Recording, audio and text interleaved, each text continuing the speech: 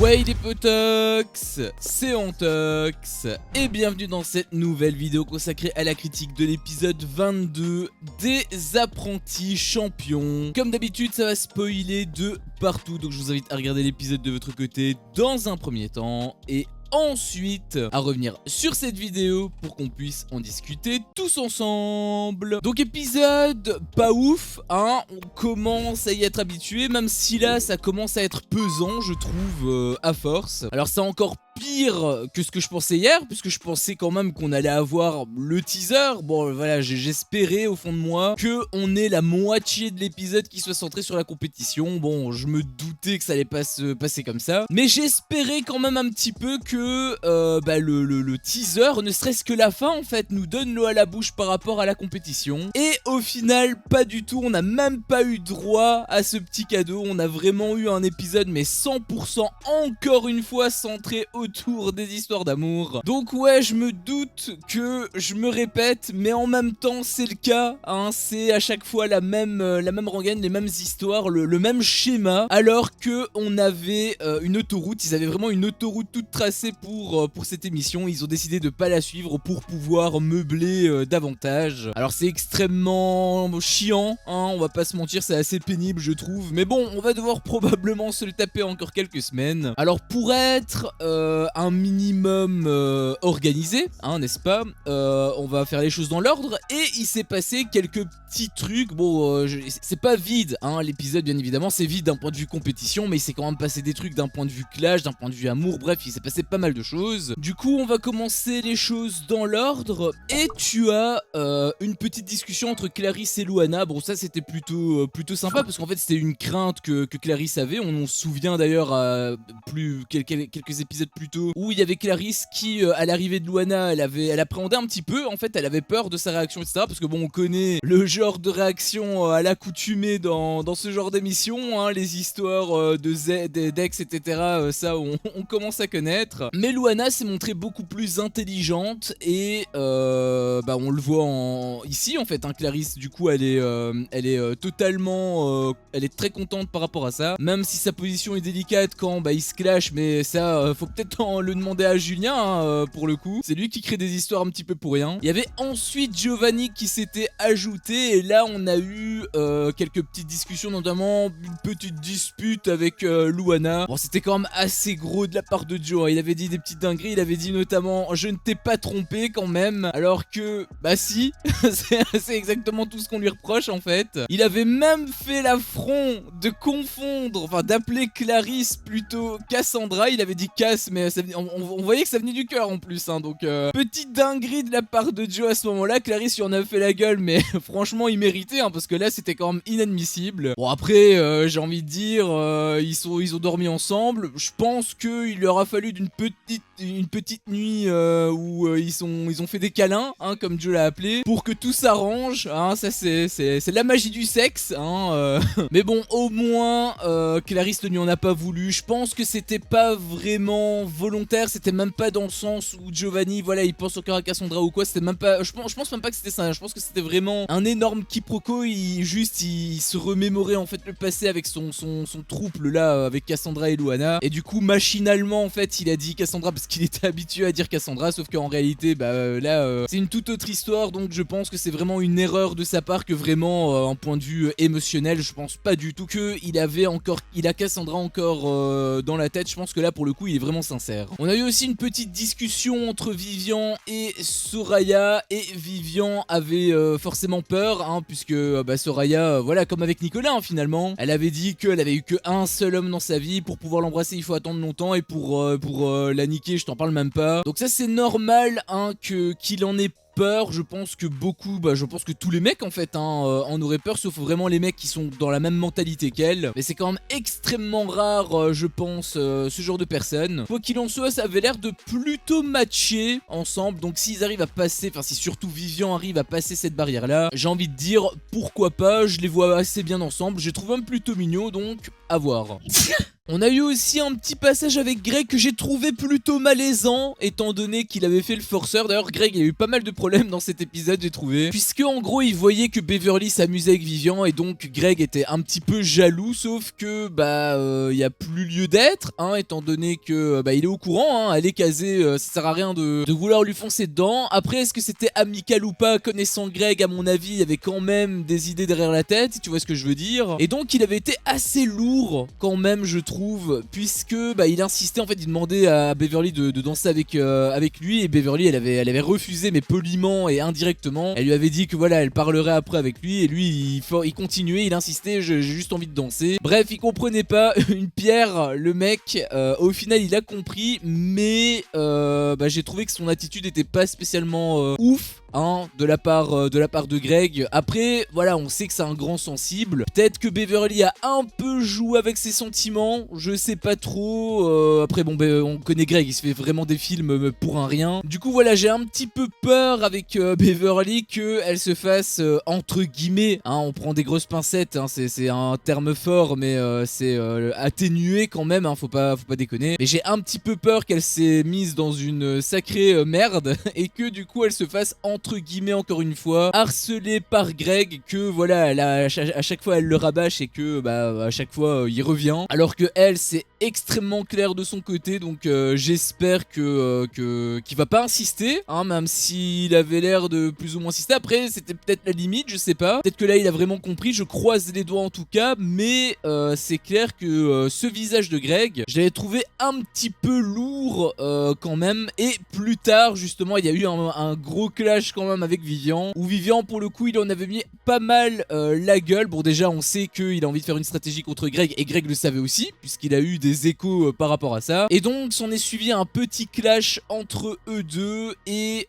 Vivian a dit pas mal de trucs quand même assez gros, qui étaient assez vrais aussi je trouve. Greg en a pris pour son grade, mais je pense qu'il le méritait, parce que voilà, on va pas se mentir que pour moi d'un point de vue cohésion en tout cas c'est un très mauvais chef, hein, il arrête pas de foutre la merde un petit peu partout, à l'image de Julien, hein, finalement. Sauf que Julien il sait quand il doit s'arrêter, alors que Greg lui il a le sang chaud, lui quand il part il part, hein, lui on l'arrête pas comme je te l'avais dit. Ça avait même rendu fou Greg, puisqu'il était vraiment il s'était montré vraiment menaçant, alors il avait juste bombé le torse, hein, il en est pas venu aux mains. Je pense qu'il est quand même un petit peu intelligent, hein, Greg finalement, mine de rien il a aboyé, hein, comme il en a l'habitude de faire, mais il est pas passé à l'acte, et je pense que c'était calculé. Donc je dirais qu'il est quand même assez intelligent, mais ça veut dire qu'il provoquait quand même pas mal Vivian. Lui il s'est montré extrêmement calme, franchement, hein, un dieu grec, hein, un empereur j'ai envie de te dire. Après Vivian il a quand même pas mal cherché, hein. Il avait juste le petit matin, il porte un t-shirt avec la gueule de Greg qui louche en plus sur la photo. Même Greg il s'est demandé où est-ce qu'il avait réussi à trouver cette image. Bon après si ça tombe c'est un photomontage je sais pas, mais c'était quand même très drôle. En plus il était écrit je suis fan de bébé, enfin bref, il a fait du Vivian, il a voulu rendre fou Greg et ça a fonctionné. Donc vraiment c'était très drôle. Après il a été assez injuste à un moment donné j'avais trouvé, puisqu'il avait dit que Greg s'était auto-proclamé chef. Ça c'était quand même assez gros, parce que en soi bon il a été quand même pas mal poussé par Bastos qui a quand même réussi à le manipuler, hein, le Greg, puisqu'il lui a dit de foncer, d'y aller, et il a été les deux pieds joints, sauf que il fout la merde. Donc c'est pas ouf. Et aussi les autres ont été ok. Bon après je sais pas, comme Clarisse avait dit, elle avait dit que voilà c'était juste sur l'euphorie etc, juste pour peut-être aussi par rapport aux rouges, hein, parce que les rouges étaient un petit peu en train de les taquiner à ce moment là, donc c'était aussi une explication possible. Mais quoi qu'il en soit il a pas été le dictateur absolu. Les autres même si c'était pour rire ils ont quand même accepté. Donc malheureusement c'est comme avec les votes, hein, si tu votes pour quelqu'un même si c'est pour rire, dans tous les cas t'as voté, t'as mis ton papier dans l'urne. Donc malheureusement pour eux ils ont choisi le mauvais chef, mais ils peuvent en même temps s'en prendre qu'à eux-mêmes. Et encore une fois pour moi il s'est pas vraiment autoproclamé chef. Pour moi c'est vraiment les autres qui du coup ont fait une erreur en le choisissant en tant que chef, même si c'est pour rigoler. On a eu aussi la petite histoire de Lisa Marie qui en gros était très distante apparemment avec Bastos. Bastos l'avait pris entre quatre yeux et lui en a fait part, chose où on a eu pas mal d'infos par rapport à Lisa Marie, notamment le fait qu'elle a été très blessée dans ses histoires passées, qu'elle arrive plus à tomber amoureuse. Là elle se elle sentait en fait que Bastos commençait à s'attacher, mais elle avait des blocages par rapport à son passé. Et donc ceci explique cela. Après ça a été fastidieux quand même hein, pour avoir le fin mot de cette histoire, parce que t'as Bastos qui dit qu'elle le fuit et elle dit que non, pour au final discuter pendant un petit moment et à la fin révéler qu'en fait si elle fuyait. J'adore comment à chaque fois elle arrive, elle veut tourner autour du pot, la Lisa Marie, c'est même assez chiant en fait finalement, mais au moins elle a craché le morceau, elle a été honnête, c'est quand même une qualité qu'on peut pas lui enlever. Et aussi si elle a des traumatismes par rapport à ses histoires passées, bien malheureusement je pense qu'ils vont devoir se séparer. J'ai trouvé mignons tous les deux en tout cas au début, mais c'est vrai que s'ils sont distants ça sert plus à rien. Et si elle a aussi des problèmes, ça sert à rien de se forcer, je pense qu'elle doit d'abord se guérir pour ensuite trouver l'amour, exactement au même titre que Cassandra Julia. Donc à mon avis ils vont se séparer hein. On avait justement Lisa Marie qui disait qu'elle allait devoir en parler. D'ailleurs c'était un petit peu le cliffhanger. Est-ce que c'était ça d'ailleurs le cliffhanger? Est-ce que ça tournait autour de Bastos? C'était comme ça que le montage te l'avait orienté. En gros t'avais Lisa Marie qui disait qu'elle allait devoir en discuter avec Bastos, qu'elle allait devoir lui dire qu'en fait elle va couper les ponts. Sauf qu'elle cherche Bastos, il est pas là, il est absent. Où est-ce qu'il est? Est-ce qu'il fuit ses responsabilités ou tout simplement est-ce qu'il a décidé d'abandonner? Est-ce qu'il a un problème à l'extérieur et il doit lui-même partir? Ça ce serait quand même un gros coup dur hein, pour les jaunes. Et il y a cette fameuse réunion qui a été acclamé, ça a été hurlé, je sais même pas par qui en fait, il me semble que c'était par Greg ou par Julien, je sais plus. Et donc le montage t'indique que le cliffhanger, la réunion qu'on va avoir donc à l'épisode de demain, c'est une réunion qui va être en rapport avec Bastos, hein, on s'imagine ça naturellement. Et j'ai un petit peu peur que ce soit une réunion pour dire autre chose, que ce soit un truc même si c'est en rapport avec le sport, hein, là justement, ce serait en rapport avec le thème de l'émission. Mais d'un point de vue montage, je trouve que ce serait très mesquin de la part du monteur et ou de la prod, parce que du coup ça veut dire qu'il nous oriente vers une voie pour au final aller à l'opposé. Et c'est exactement ça, ce qu'on appelle la manipulation d'image, et je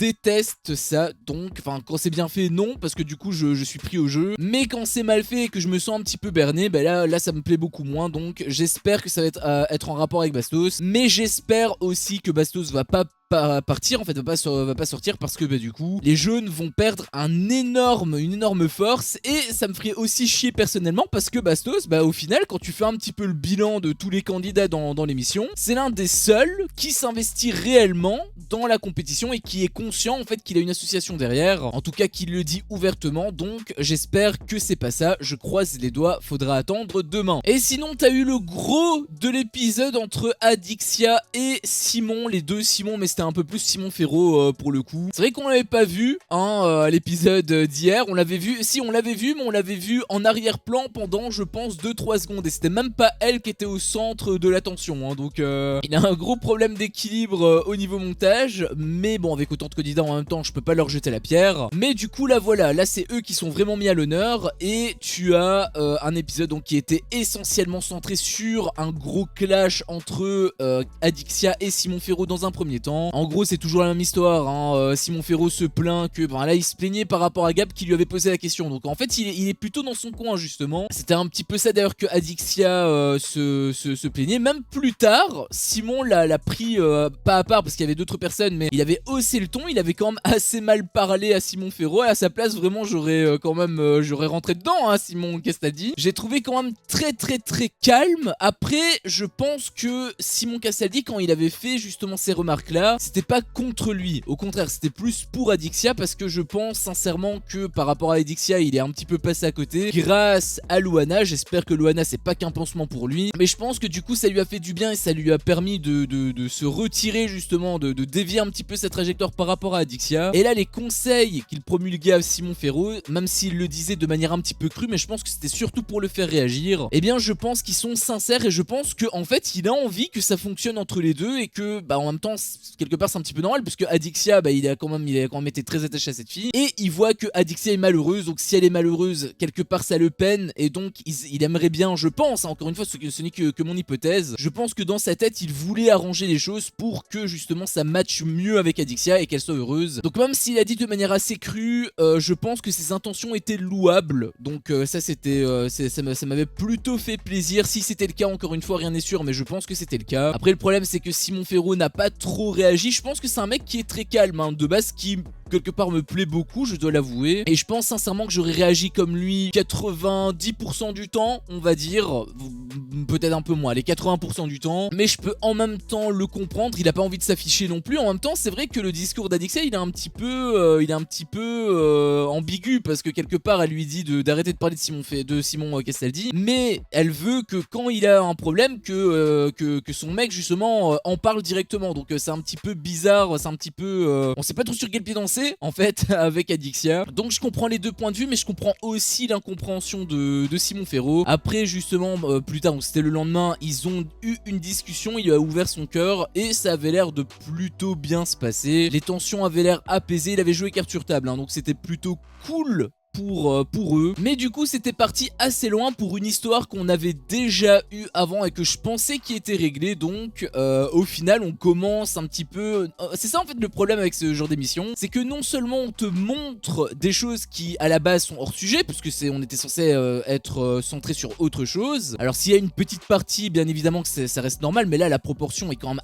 assez grande, je trouve. Et en plus, bon, parfois c'est vraiment pour te les tirer en longueur, hein, ça c'est vraiment un truc qui est bien chiant aussi. Mais aussi le problème, c'est surtout que parfois ils te reviennent en arrière. Alors bien évidemment, je pense pas que ça se soit calculé, c'est juste un problème que Simon avait, qu'il pensait qu'il avait réglé et qu'au final pas du tout. Mais du coup, j'ai l'impression qu'on fait du rétro-pédalage à chaque fois. Je sais pas comment ça va se terminer en fait entre Simon Ferro et Adixia. Ils sont censés être mariés, mais est-ce qu'ils vont divorcer après cette émission? Je sais pas. J'ai l'impression en tout cas que ça part sur une très mauvaise voie, hein, c'est une pente très glissante et à chaque fois ça s'arrange, mais j'ai l'impression que ça s'arrange, j'ai l'impression qu'ils mettent un petit peu les poussières sous le tapis quoi. Donc je sais pas trop quoi penser, j'ai l'impression que c'est mal parti, je sais pas, j'espère pas hein, pour eux, mais c'est un petit peu bizarre quand même cette histoire. Et je suis curieux de voir où ça va nous mener. Là en tout cas ça avait l'air d'être apaisé, mais est-ce que ça va encore une fois déraper plus tard? Ça on le saura seulement malheureusement dans les prochains épisodes. Bref, c'est la fin de cette vidéo. Si mon contenu te plaît, fais-le moi savoir en me laissant un énorme pouce bleu. À chaque fois que je vois ça, je vois que mon contenu plaît et donc moi ça me motive à continuer. Si t'es pas encore un peu tox, qu'est-ce que tu attends pour me défoncer ce gros bouton rouge? N'hésite pas à activer la cloche pour ne rien louper et je te dis à la prochaine pour une prochaine vidéo. Ciao.